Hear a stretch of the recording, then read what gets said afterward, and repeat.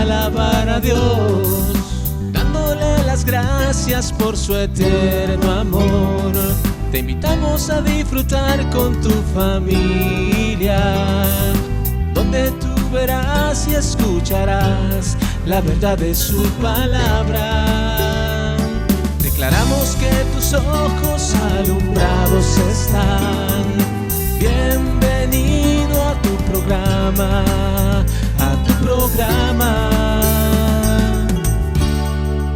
renovando el entendimiento.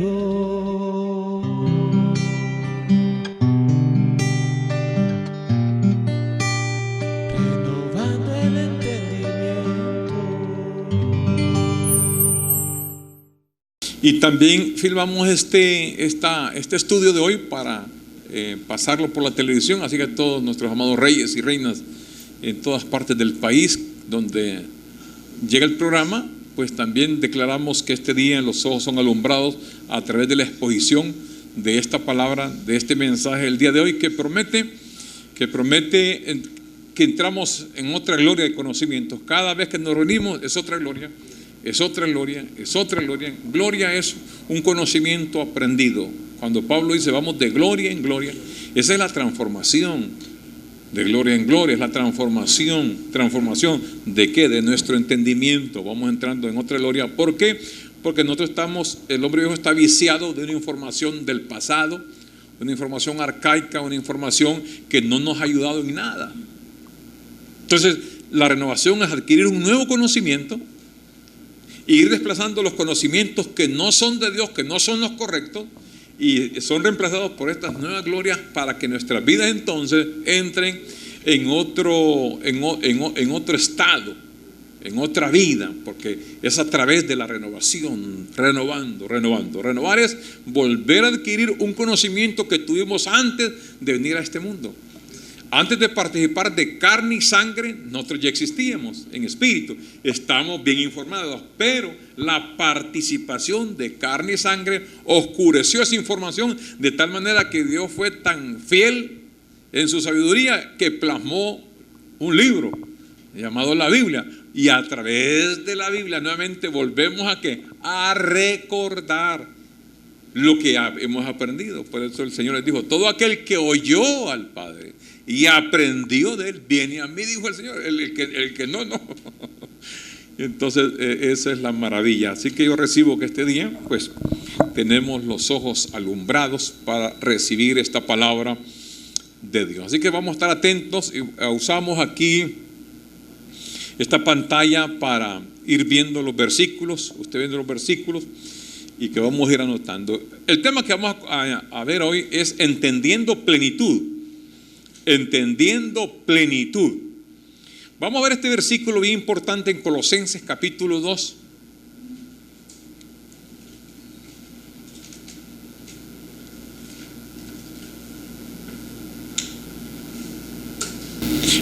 Aproximadamente el 95% de la raza humana en aspectos de tipo espiritual o religioso se puede preguntar, en pleno siglo XXI, ¿dónde nos encontramos en el plan y en el programa de Dios? Cuando no se saben estas verdades, hay una confusión pero enorme. Y mire que cada día aparecen más enseñanzas. Uno enseña de esta manera, otro enseña de otra manera, y lo que tenemos es un montón de doctrinas y todo el mundo diciendo que es la verdad, y el pueblo está no solamente confundido, requete confundido, porque no saben en pleno siglo XXI, hoy, domingo, exactamente de este año, en el plan de Dios, ¿dónde nos encontramos? En toda la Biblia.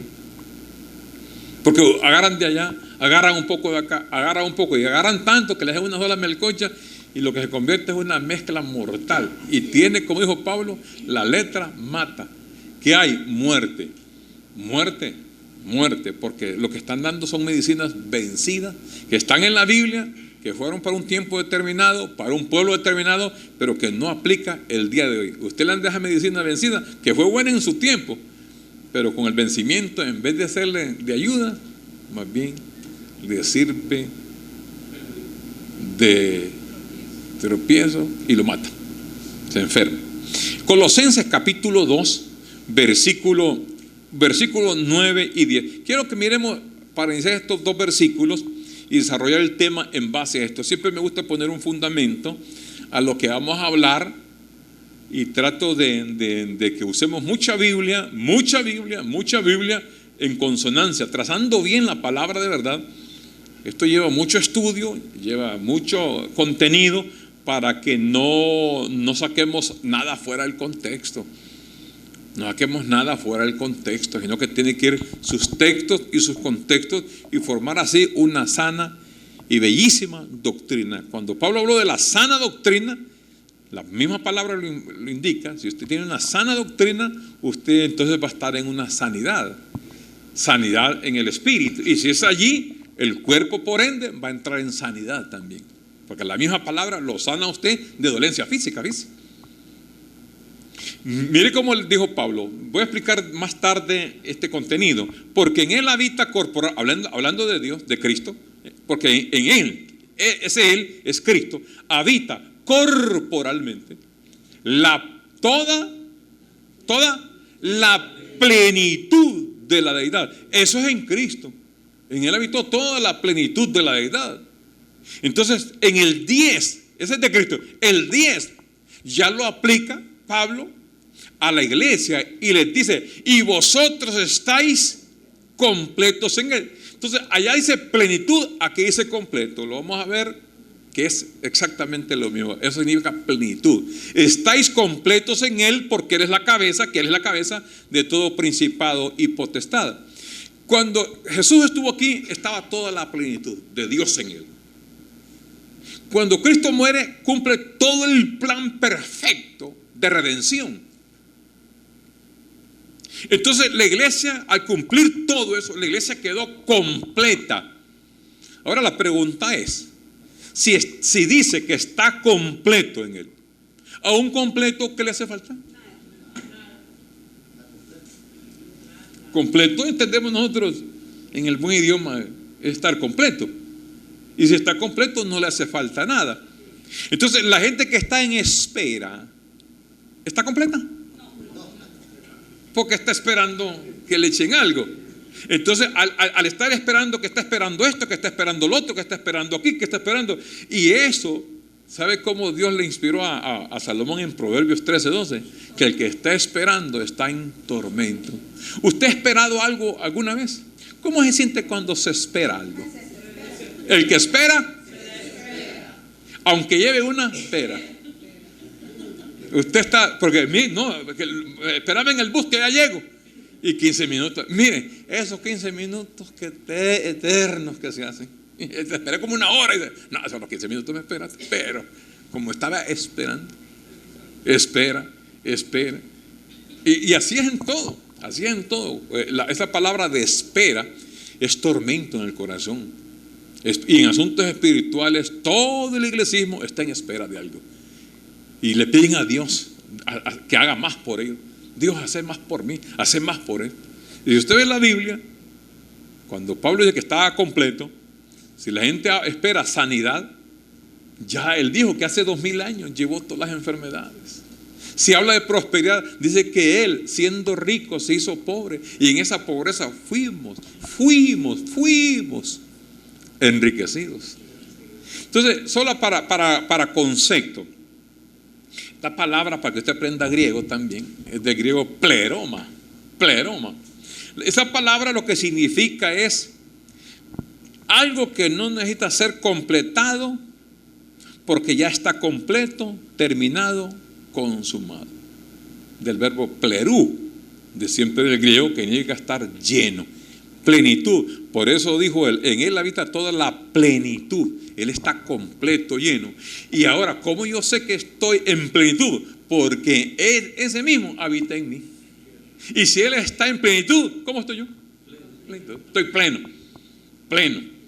En plenitud. Por eso Pablo usaba esas palabras. En plena certeza.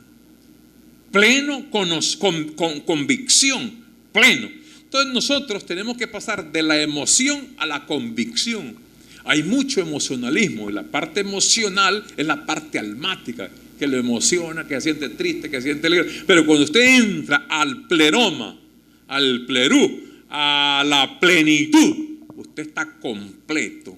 Usted no le hace falta nada. Y cualquier cosa que digan por allá, usted solo se remite a la palabra. Por eso para mí es importante el tema de hoy. Es importantísimo el tema de hoy. Para que usted se ve como Dios lo tiene, como Dios lo hizo. Y nosotros cuando venimos a este mundo, así venimos completos. Dios no nos mandó a este mundo a averiguar o a dar, a ver si pego una por ahí, a ver si qué tal, a ver qué tal, vos anda a probar, a ver. No, hombre, aquí no estamos probando, aquí estamos completos. Y allá en Hebreos 10:14, si lo podemos poner un momentito para ver este texto que es importante, en Hebreos 10:14. El Señor, cuando vino, hizo el sacrificio y el derramamiento de sangre, dijo en Hebreos 10:14, dijo él así: porque con una sola ofrenda, esa una sola ofrenda, si usted ve sería el intertexto, sería el 10, entonces baje al 10. Mire cómo dice: en esa voluntad somos santificados mediante la ofrenda. ¿Cuál fue la ofrenda? Ahí lo explica. La ofrenda del cuerpo de Jesucristo, hecha varias veces para algún. ¿Cuántas veces fue la ofrenda de Cristo? Una vez. La ofrenda, como para la remisión de los pecados, en el Antiguo Testamento se ocupaba una ofrenda. La gente de aquel tiempo lo que ofrendaban era un animalito, un animal, cualquiera que sea, lo degollaban para derramar sangre. Pero eso lo hacían ellos cada vez que cometían el pecado. Tenían que buscar al animal, degollarlo y lo presentaban como ofrenda al sacerdote. Pecado, ofrenda, pecado, ofrenda. Y estaba en eso todo el tiempo. Por eso todos los días estaban los sacerdotes, todos los días oficiando ese culto. Porque todos los días estaban los pecadores. Y todos los días tenían que ver animales. O sea, había un criadero de animales. Porque cada quien, por eso se recuerda cuando Cristo llega al templo. ¿Y qué estaban ahí en el templo cuando él llegó? Los mercaderes. ¿Qué estaban ahí? Los vendedores de animales, las jaulas que tenían palomitas, animalitos, y había un chiquerito por ahí donde estaban las ovejitas, ¿va? Y estaban los cambistas.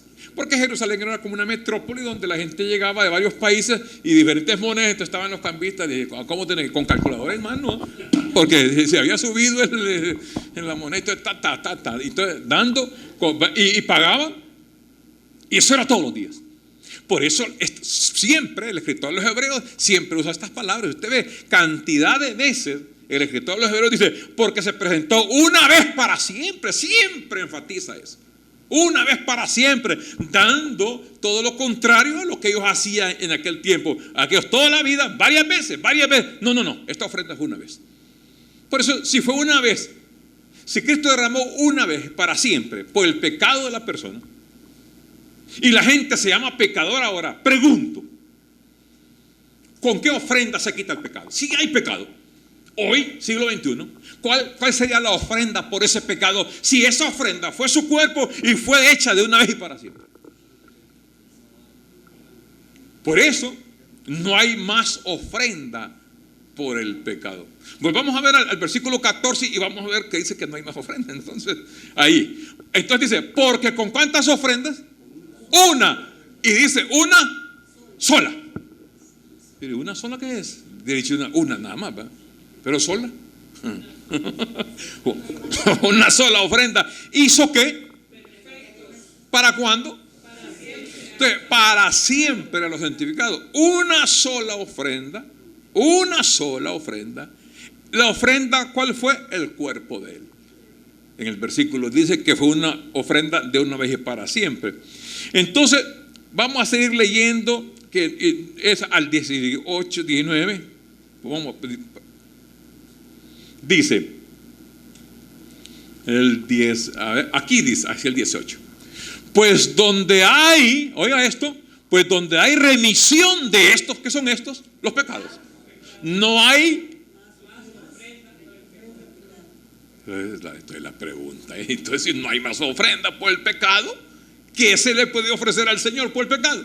Un ayuno, me dijo un hermano una vez. Y es donde está escrito, hermano, no el ayuno. No, hermano, una vigilia, dice. Pero la Biblia no habla que el pecado ocupó una vigilia para ser quitado el pecado. La Biblia no habla de un ayuno. La Biblia no habla de rodillas. La Biblia no habla de nada, sino que más la Biblia habla que sin derramamiento de sangre no se remiten pecados. Para que hubiera derramamiento de sangre tenía que haber un animal derramar la sangre. Cuando Juan el Bautista ve a Jesús, lo ve el hombre cordero.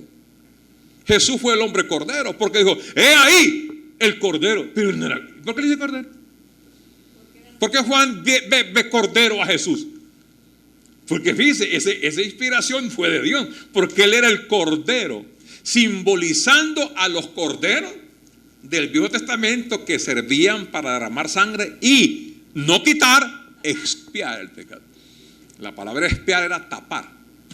¿Qué significaba tapar? El micrófono y lo tapo. Un airecito me lo destapa. Entonces el pecado se volvía a destapar. Cuando Cristo vino con una sola ofrenda y dice que quita el pecado, y ahí el cordero es que quita el pecado, y lo confirma el escritor de los Hebreos, dice que de una vez y para siempre quitó el pecado. Entonces cuando dice quitar, es quitar. Y entonces, ¿por qué lo quita? Porque ya no hay más ofrenda. Si hubiera pecado, hubieran ofrendas. Pero como no hay pecado, no hay más ofrenda, dice. Pues donde hay remisión de esto, no hay más ofrenda por el pecado. La ofrenda se quitó el pecado, se quitó la ofrenda. El sumo sacerdote ya no está oficiando nada porque no hay más que oficiar. De una vez y para siempre. Entonces, por eso dijo él: y vosotros estáis completos en él, en Colosenses 2:10. Y Hebreos 10:14 dice que estás perfecto. Ahora, fíjese bien, si usted dice eso, que está completo y que está perfecto, a usted nadie le va a creer eso. No, con perfecto solo Dios, hermano. ¿Verdad que así dicen? Perfecto solo Dios, dijo usted. Pero ¿qué es lo que ve la gente que ellos piensan que uno está completo y perfecto? La carne es suya. Y la carne estará completa. Está completa en carne. En carne está completita. En carne no le hace, mire, hay celos, iras, contiendas, pleitos, enojo, bravura, gritería y reventazón, hinchazón, lo que usted quiera ver en carne. En carne está completa, en carne. Pero como no está hablando de carne, está hablando del espíritu. Y usted en el espíritu está completo, está perfecto, porque no es uno, es él que lo hizo. Y entonces la persona ve el cuerpo, y en cuerpo usted le ve la carne y usted me cae mal. Y vos es inservible, y vos come cuando hay, y vos saltatape, vos aguafiesta, porque la carne, entonces la gente quiere andar bien en carne, y en carne nadie va a andar bien. Y va a estar muriendo el viejito y pateando el balde o colgando los tenis. ¿Cuál sería el...? Bueno, entonces, si usted, allí pataleando y pues morirse hasta bravo y no, o sea, eso no se quita.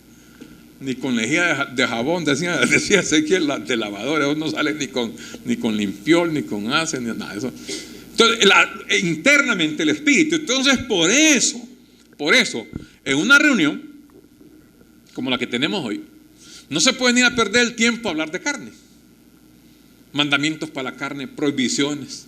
Prohibido el pantalón, prohibido las chancletas, prohibido los zapatos anaranjados, los zapatos, los tenis, prohibido los collares, prohibido los aritos, prohibido.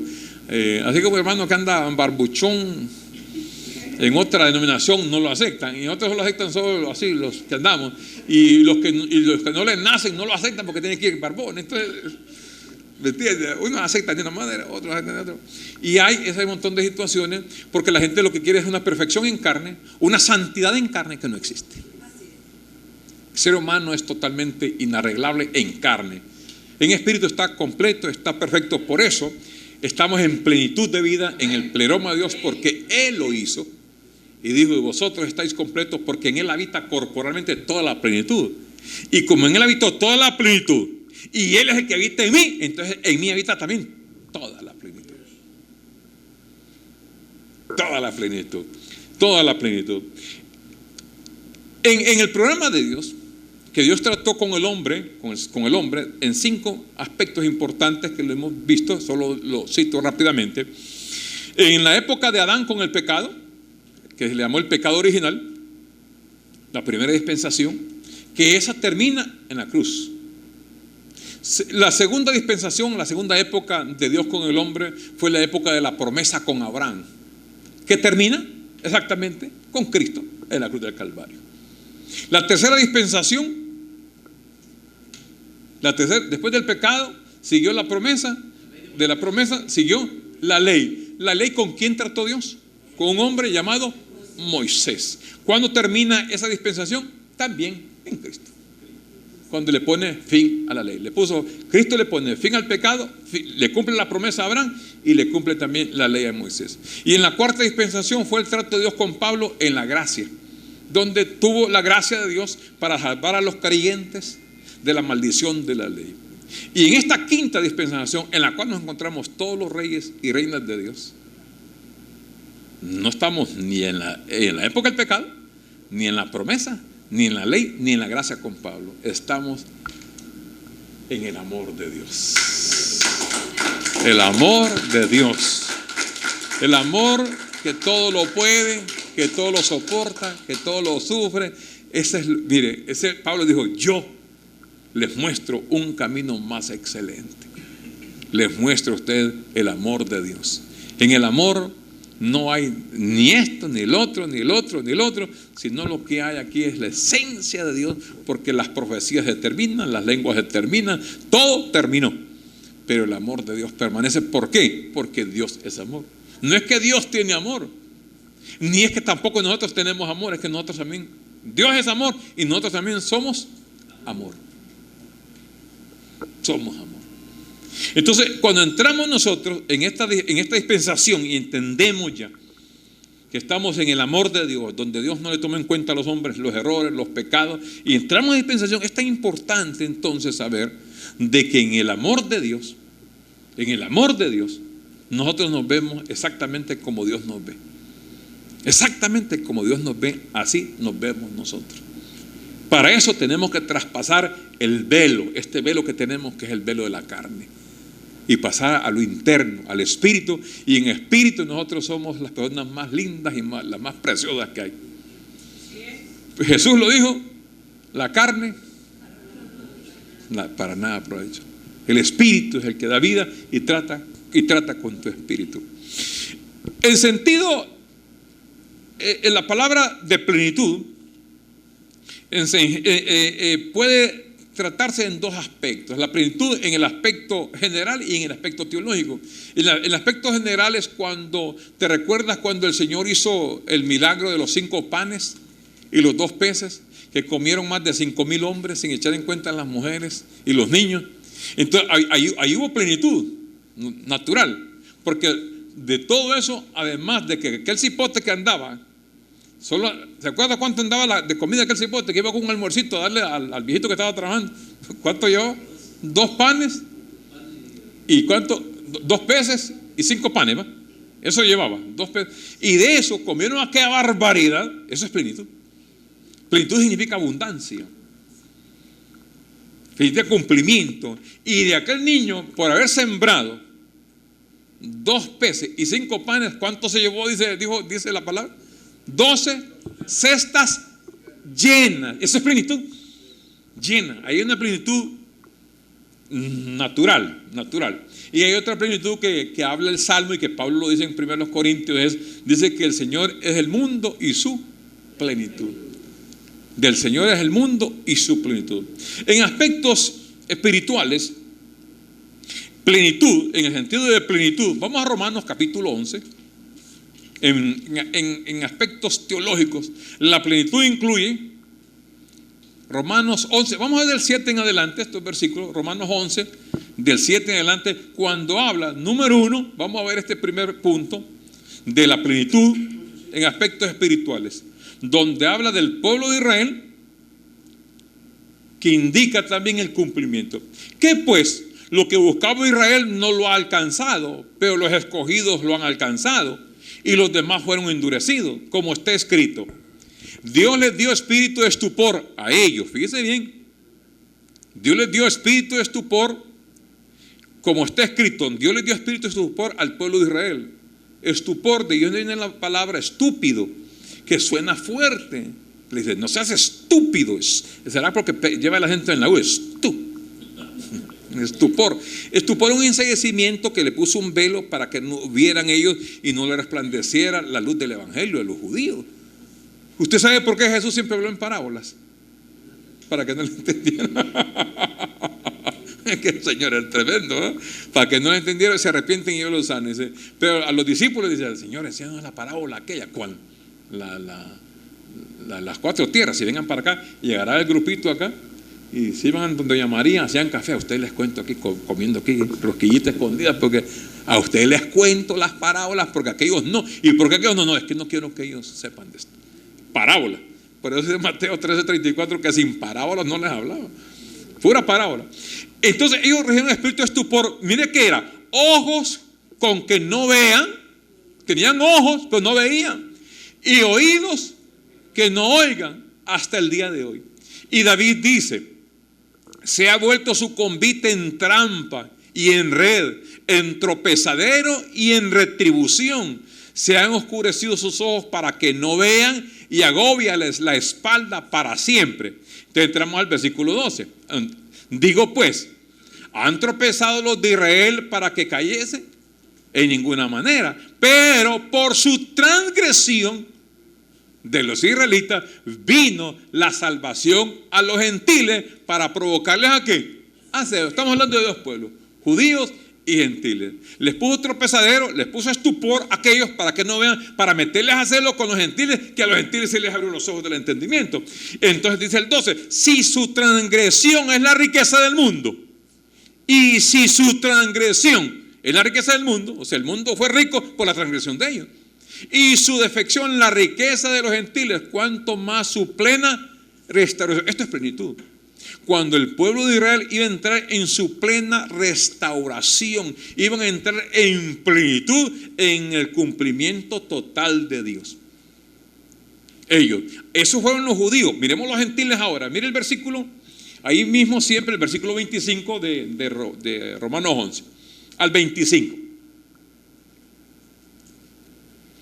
Mire cómo dice: porque no quiero, hermanos, que ignoréis este misterio. Este es un misterio, para que no seáis arrogantes en cuanto a vosotros mismos, que ha acontecido a Israel endurecimiento en parte,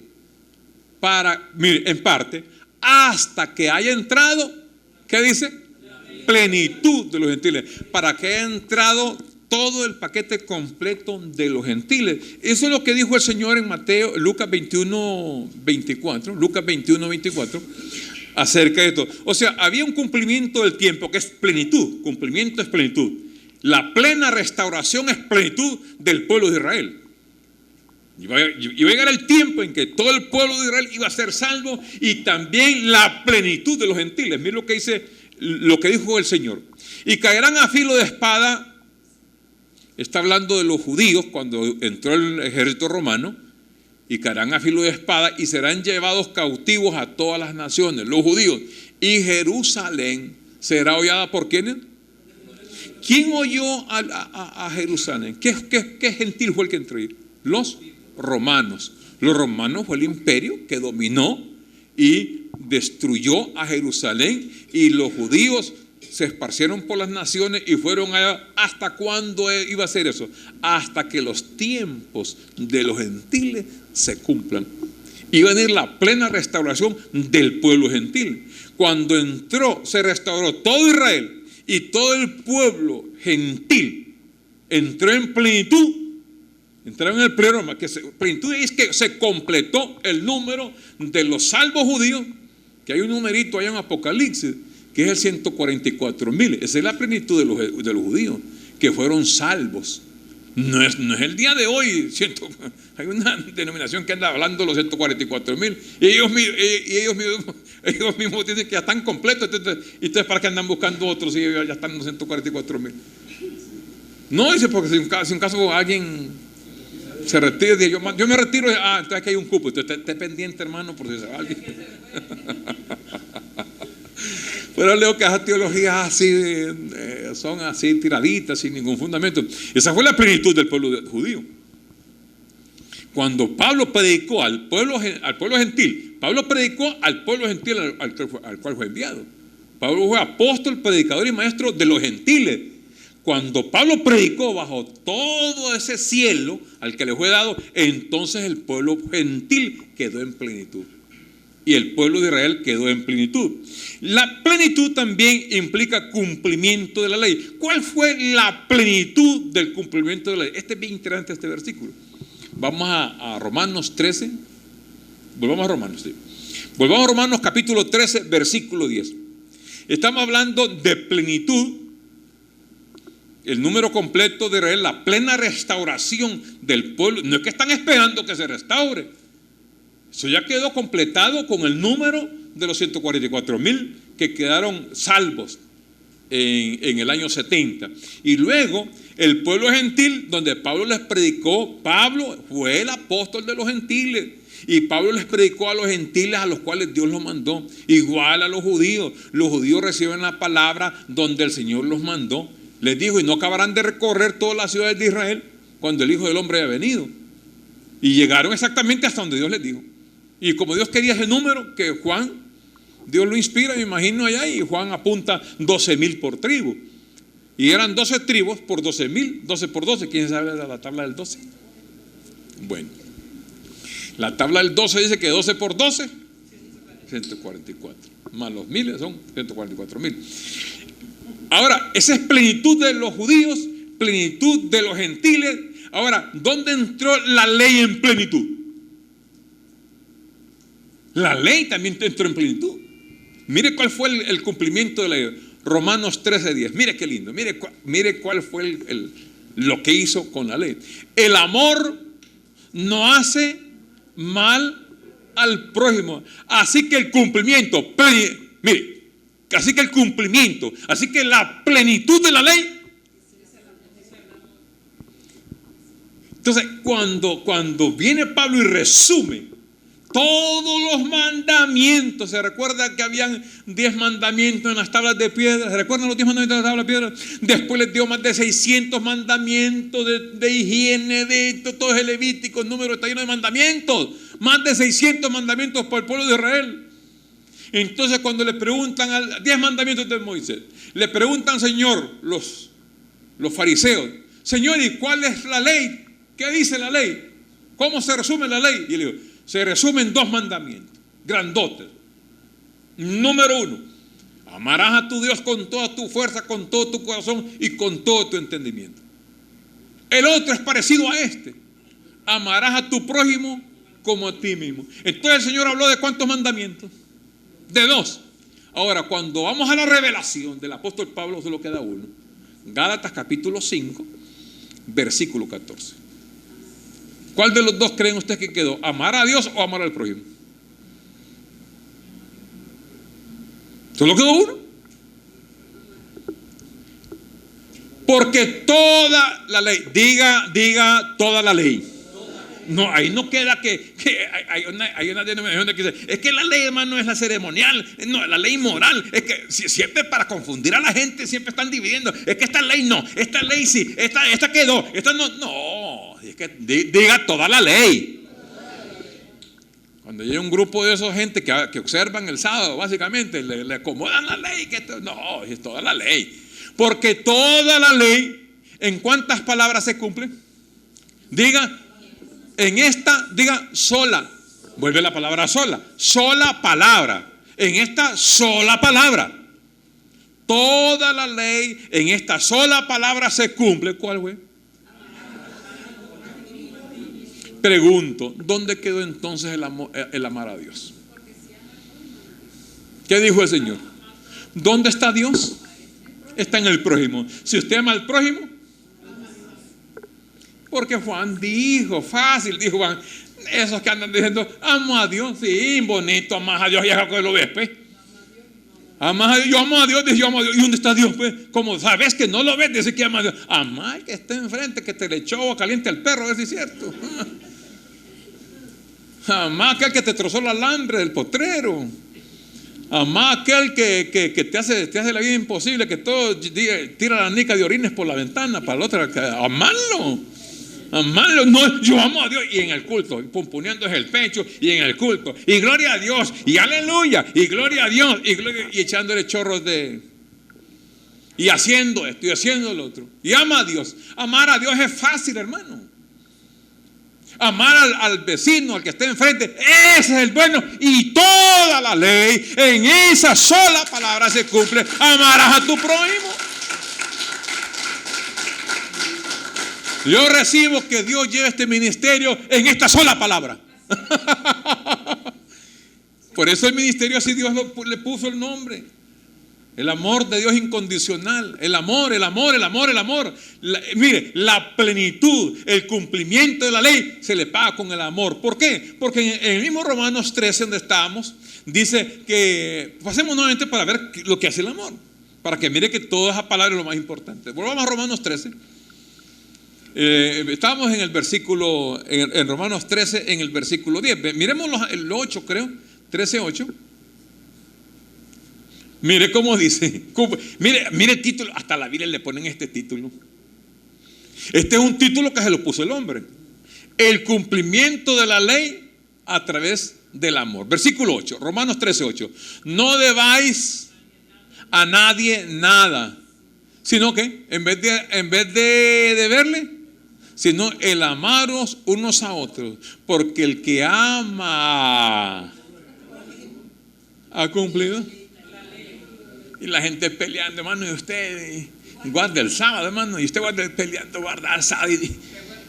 Mi al prójimo ahí está guardando el sábado, hombre. Porque, entonces le da la lista siguiente en el versículo 9. Porque no adulterarás, no matarás, no hurtarás. ¿Te recuerdas? Todos los mandamientos de piedra que están allá. No dirás falso testimonio, no codiciarás y cualquier otro mandamiento en esta sentencia. Aquí le llama sentencia. Allá decía una sola palabra. En esta sentencia se resume. Como que le dieran a usted, hermano, ¿me puede resumir toda la Biblia? ¿Cómo no? Romanos 13:9. Gálatas 5:14, le resumí toda la Biblia. En esta sentencia se resume: amarás a tu prójimo como a ti mismo. Y entonces dice el 10, el amor no hace mal al prójimo. El amor no hace mal al prójimo. Sino, así que el cumplimiento de la ley, el que le puso fin, el pleroma de la ley, fue el amor. Es el amor, es el cumplimiento de la ley, es el amor. En el amor está todo. Ahí cubrió todo usted. Si no sabía que otro versículo y este otro. En el amor se cumple todo.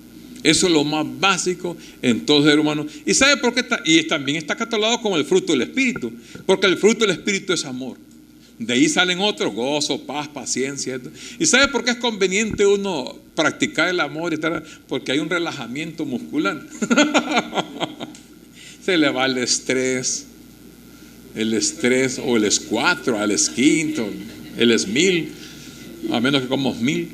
Y usted pasa relajado las preocupaciones, porque como no hace mal al prójimo, el amor no tiene envidia, no tiene rencor, entonces usted relaja y usted vive la vida.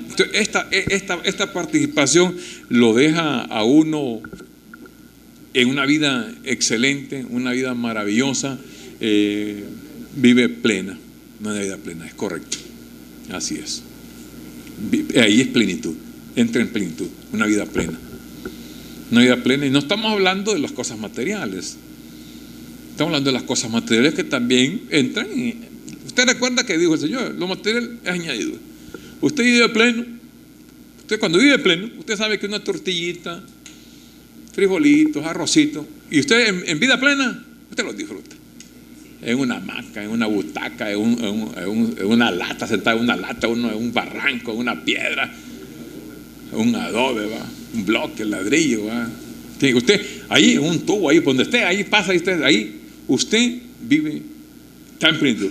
Ahora, si no está en plenitud, usted puede estar en el restaurante más fino, Usted busca el hotel más fino, 5, 6, 7, 8 estrellas, lo que... Usted lo que va a terminar es estrellado con tantas estrellas de un hotel, porque usted no va a estar en plenitud. No es que usted, es que el asunto no es de... El punto mío es entender que no depende ya de Dios. Ya Él le hizo todo, no le puede estar dando. Es un asunto que lo que nos está molestando a nosotros es la falta de conocimiento. Por eso el pueblo perece. El perecimiento, la destrucción de uno es la falta de conocimiento. La falta de conocimiento, un conocimiento de este nivel, de esta forma de enseñanza, de decirle a la persona quién es usted, cómo debe vivir su vida, para que usted reine, disfrute, porque la gente cuando habla de reinado, disfrutar, piensa de carros, del año, que casas, que esto, no, eso cae solo por añadidura. Usted no tiene que vivir preocupado por nada. Entonces las cosas van saliendo en su tiempo, en su momento, y esto nos da una vida de reposo, de paz, de tranquilidad. Y usted no tiene que vivir sofocado por nada. Mire, el tiempo es demasiado corto. ¿Cuántos días? Que no tengo 80 años más, es poquito. Si usted suma, mire, ve, acabamos de reunirnos el domingo pasado, que casi ustedes no vinieron por el evento, el Día de la Madre. Ahorita lo voy a regañar, pero ya me justificaron, ¿va? Pero mire, ve, el domingo pasado acabamos de comenzar el año, ya vamos por el 5º mes del año, acabamos de comenzar el mes, ya casi está terminando el mes. Y viene junio, julio, y viene, cuando menos cuenta, estamos tirando cohetes otra vez y celebrando la Navidad y el 24, y cuando menos cuenta, estamos en Semana Santa. Así. Los días van desmantelados un día tras otro día. Y si no tenemos la sabiduría, como dice el salmista, que nos dé sabiduría para vivir sabiamente cada día, entonces perdemos el día. Y un día perdido no lo recuperamos. Se fue. Por eso es importante día tras día, hora tras hora. Vamos. Aplicando palabra, aplicando la palabra. Por eso Pablo decía que estén llenos de la palabra, Vamos a ver ese versículo ya luego. Entonces, en la plenitud, los tiempos de Dios, los planes de Dios también fueron cumplidos. Vamos a ver a Efesios 1:9. Vamos a ver los tiempos de Dios, todas las dispensaciones de Dios fueron cumplidas. Le dio cumplimiento al pecado, le dio cumplimiento a la promesa, le dio cumplimiento a la ley, le dio cumplimiento a la gracia que lo salvó. Y ahora estamos en lo que le da cumplimiento a todo. Porque el amor es el que le dio cumplimiento a todas las etapas anteriores. El amor. En el amor se fue la ley, se fue la promesa, se fue todo el pecado. En el amor de Dios. Entonces, en estos cumplimientos, como dice Pablo en Efesios, dándonos a conocer el misterio de su voluntad, según su beneplácito, el cual se había propuesto en sí mismo de reunir todas las cosas en Cristo, en la dispensación del cumplimiento de los tiempos. Dios se propuso en Cristo. ¿Cuál fue la meta de Dios en Cristo? De reunir todos los tiempos en su momento. En su momento. Cada tiempo, cada época, Dios le fue dando cumplimiento. ¿Quién fue el mediador? Cristo. En Él se cumplieron todo lo que había Dios propuesto desde antes de la fundación del mundo. Por eso, la primera venida, en Gálatas capítulo 4, la primera de Cristo se cumplió. En Gálatas capítulo 4, versículos 4 y 5. Mire cómo dice. Gálatas 4, 4 al 5.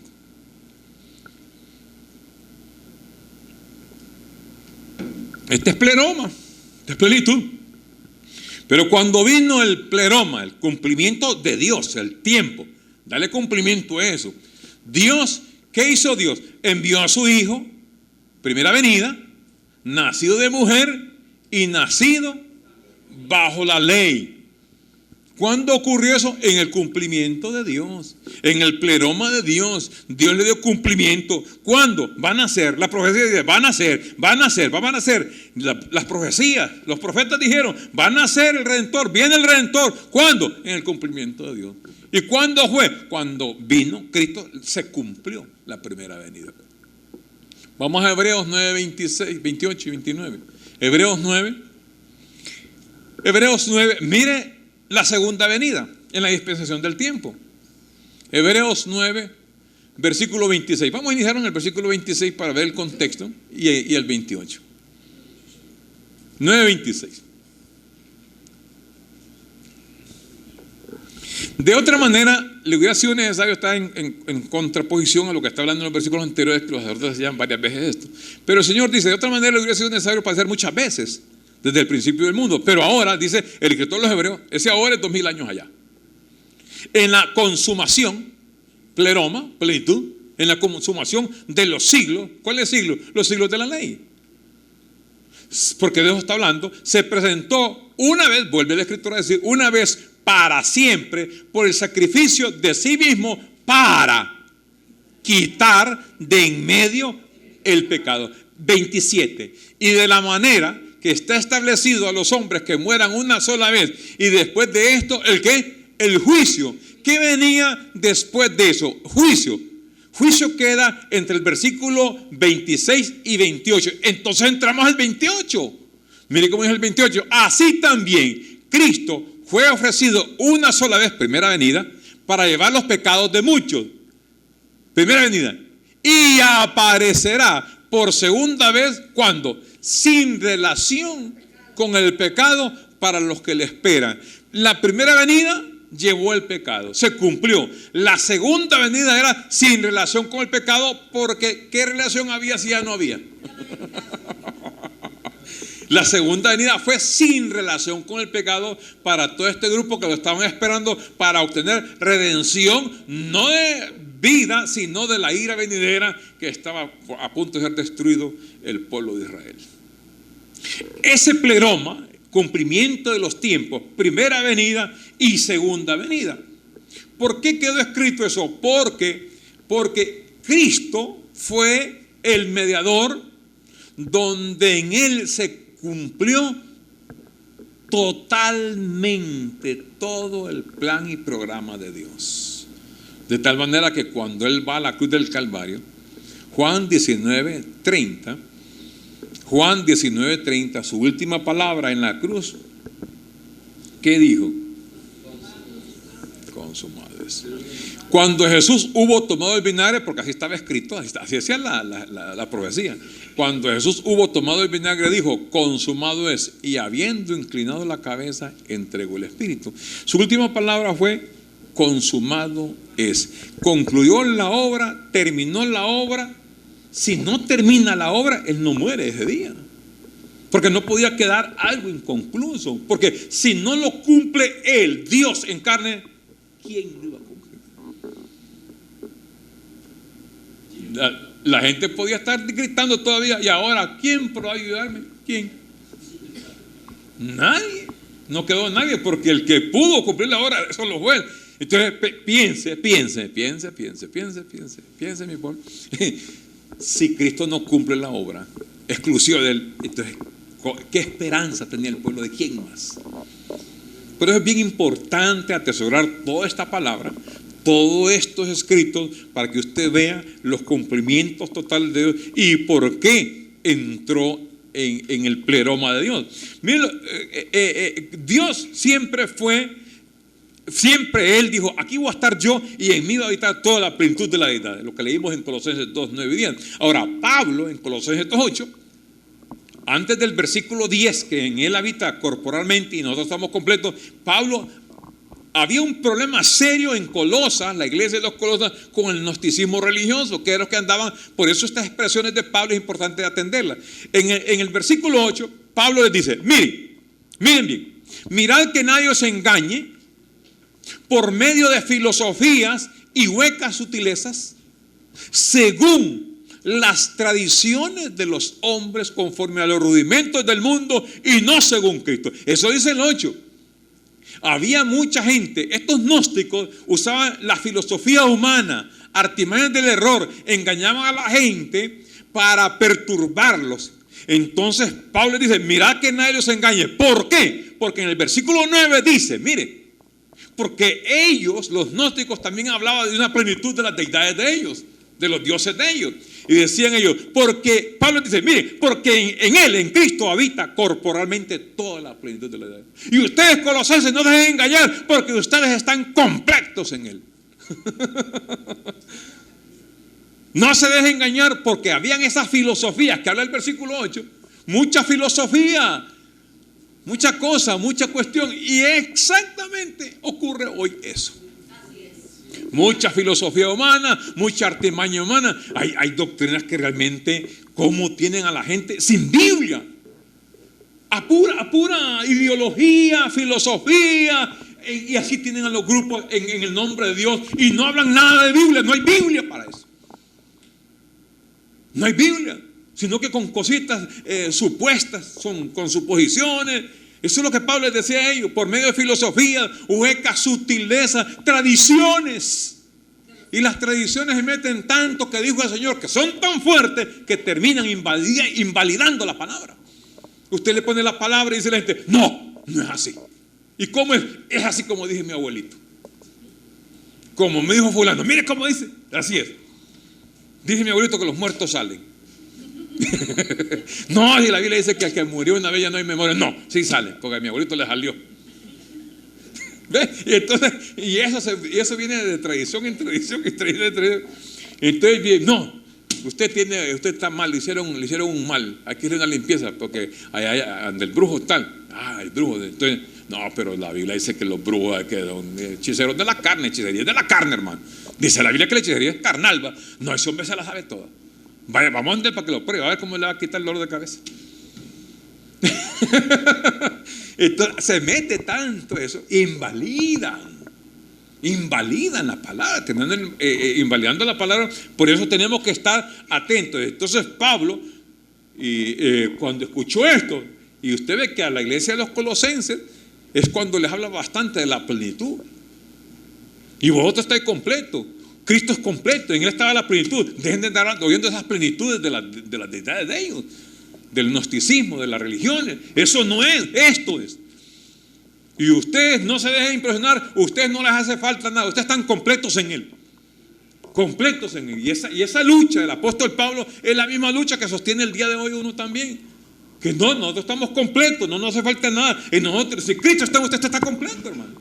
Entonces está bien. No, es que hace falta esto, le hace falta aquí, le hace falta aquí. Un ayunito, un aceitito. Y comienzan con cosas, hombre.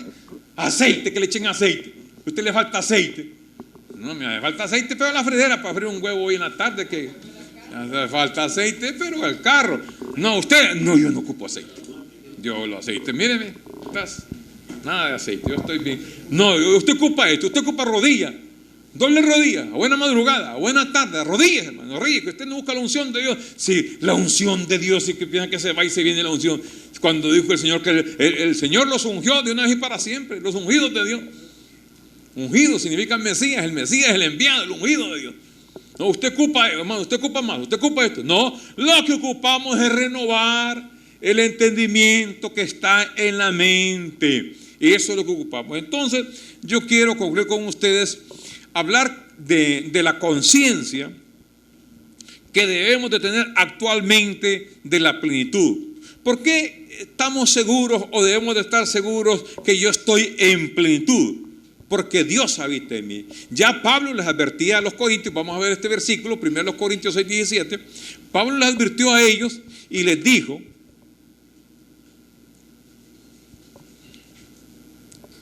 1 Corintios 6:17, mire cómo le dijo Pablo.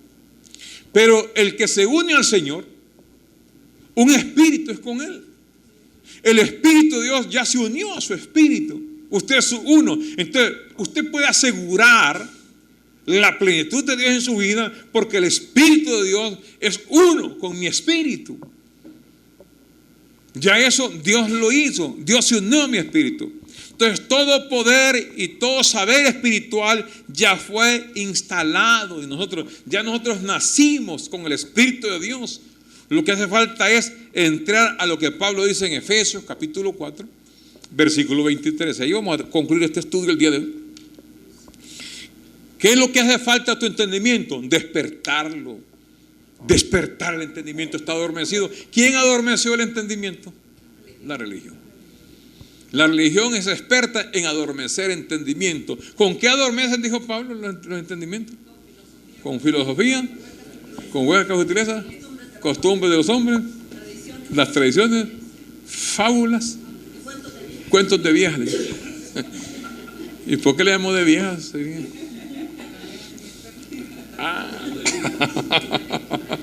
Entonces, los cuentos de viejas y fábulas y fíjese que habla de fábulas judías. No, oiga esto, y habla de fábulas judías. Fábulas judaicas. O sea que traen mucho cuento del Antiguo Testamento, de los judíos. Los judíos son expertos en fábulas. Mire, hay unos libros que no aparecen en este libro, en la Biblia que nosotros tenemos, como el libro de Enoc, por ejemplo. Hay un libro que no aparece, que es un libro apócrifo, el libro de Enoc, donde se hablan de un montón de ángeles, los gigantes. Allá hacen una aplicación de Génesis 6, cuando dicen que vinieron los ángeles de Dios y se juntaron con las hijas de las mujeres, de los hombres, las mujeres, y se juntaron, y ahí nacieron los gigantes, porque los ángeles tuvieron relaciones sexuales con la mujer. Pero esta es la Biblia, un ángel es un ser asexual. Por eso les dijo el Señor con aquella mujer, ¿te recuerdas? Aquella mujer que se le murió, se casó con un muchacho y no tuvo hijos, entonces se murió, entonces tenía otro hermano, entonces se casó con el otro hermano, murió el otro hermano y no tenía, pero para no seguir con el cuento, eran 7 hermanos. Y la señora vivió con los 7 y los 7 murieron. Tenía vaso blanco la doña porque se lo echó a los 7, los mató a todos y ella quedó. Y vienen aquellos que siempre andaban con tonteras. Esos fariseos, esos escribas siempre andaban con tonteras, solo por molestar al Señor, para acusarlo. Dinos, vaya, dinos. Cuando esta mujer muera y se encuentre con los 7 hermanos, ¿de quién será? Ellos estaban esperando que el Señor iba a tirar la moneda al aire. A vos te tocó. Tim Marín de 2 pinguetes, a los 7 ahí a vos te tocó. No. Mire la pregunta, ¿de quién será la doña de los 7? Si los 7 vivieron con ella. Y mire la respuesta, es que la sabiduría del Señor, va, qué linda, especial. No, estás equivocado. Y eso es lo que hacen los evangélicos hoy, mezclan carne con espíritu. Y así hacen los evangélicos y los católicos, todo el mundo mezclan carne con espíritu. Y dicen, no, esto es carne. Ellos son carne, muchachos. No mirás que cuando entran al mundo espiritual son como ángeles que ni se casan ni se dan en casamiento. Son espirituales, son seres espirituales. Seres espirituales. Pero fíjate cómo estaban comiendo carne con carne. Allá, después, la gente siempre pensando allá en sexo. Siempre la gente buscándole allá como la mente carnal, ¿va? Lo que piensen. Porque en vez de buscar cosas espirituales, cosas que alimentan al hombre, pensando en cosas que no son. Entonces el espíritu del hombre, ese espíritu, carne, es carne. Si no aprende a dividir lo que es espíritu, una cosa, y lo que es carne es otra cosa. La iglesia está hoy buscando santidad en carne, cosas carnales, y pensando en cosas. Toda la Biblia la carnalizan, la materializan. Toda la Biblia está materializada. La Biblia no es material, es espiritual. Todo es espiritual. Entonces Pablo hace este llamado y les dice que el asunto del pueblo de Dios, porque está pereciendo, es porque en el entendimiento ha sido perturbado con tanto cuento de esos que hablamos, cuentos del Viejo Testamento. La gente solo se reúne los domingos a oír del Mar Rojo, a oír del profeta Eliseo, el otro. Eso, cuento, y luego sacan al sicómoro donde se subió el chaparrito de Zaqueo, arriba para verlo, y cuenta la mujer adúltera, la otra mujer, y dele aquí, y dele, y dije, Pablo, no, dejen de cuento, ya no, vamos a la palabra, al espíritu, que a él se le fue revelada al apóstol Pablo. Nadie tiene la revelación del apóstol Pablo, ningún hombre tiene la revelación del apóstol Pablo. Y mire hoy, fíjese que le da una cosa a uno cuando entra al internet y encuentra páginas donde a Pablo lo ponen como un impostor porque fue el hombre que vino a destruir la doctrina. Así está. Pablo, un impostor, dice, héroe o villano le ponen. Lo tienen catalogado como un ser ordinario que vino a arruinar porque Pablo les quitó los rudimentos. Pablo les quita todo ese montón de cosas carnales, todo lo que la iglesia hacía en el Viejo Testamento y después de hacer comunión, Santa Cena, ayuno, Biblia. Pablo dijo, eso no va. Vamos adelante a la perfección, al Espíritu, donde encontramos la vida, y es la vida eterna, es el conocimiento de Dios. ¿Qué hay que hacer? Pablo dijo a ellos, y renovaos en el espíritu de vuestra mente, y vestidos del nuevo hombre creado según Dios en la justicia. Y ahí está la santidad de la verdad, en el espíritu del hombre.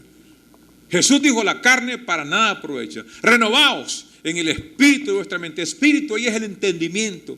Donde hay que renovar, ¿dónde es? Lo que debemos renovar en sí no es la mente, sino la forma de entender, que es el entendimiento. Vamos, no es la mente, sino la forma de entender. Hoy usted está llamado ya. Por eso fíjate que la fe en Dios se volvió un rudimento, porque los judíos no todos somos monoteístas.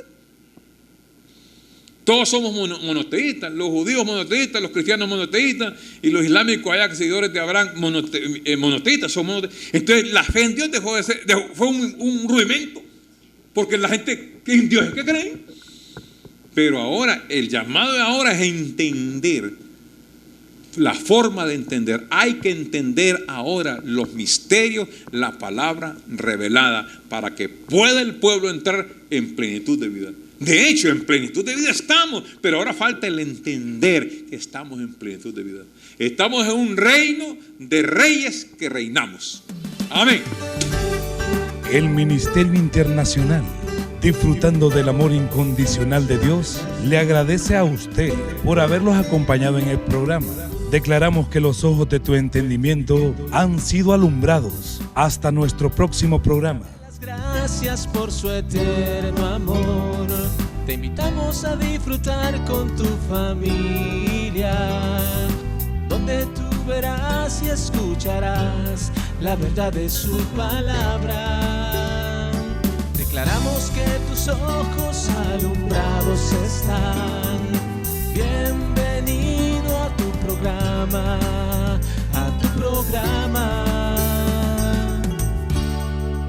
renovando el entendimiento.